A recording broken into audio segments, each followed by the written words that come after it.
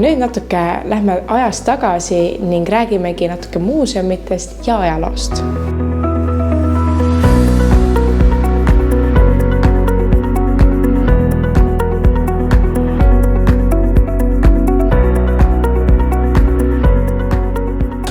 Maikuuses alustame juba nädalavahetust, nii et 3.–4.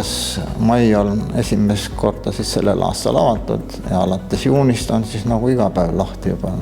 No maikuus on meil traditsiooniliselt on aurupäevad ja need on jooksevad meil läbi hooaja üldse. Kord kuus on ikka aurupäevad me korraldame ja augustis isegi 2 korda, nii et no suvel me oleme alates 11. arvades geograafilist asendit ja kuni kella 6 on siis esmaspäevast laupäevani ja pühapäeval on siis sulgeme tund aega varem, kell 5. Miks peaksid inimesed üldse nüüd muuseumit tulema külastama?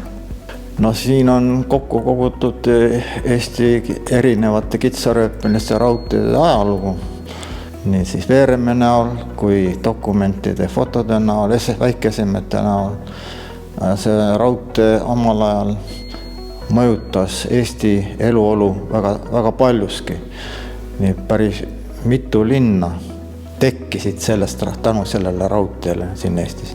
Ja nagu ma aru saan, siis muuseumi ööl on võimalik tulla muuseumit külastama täitsa öösel.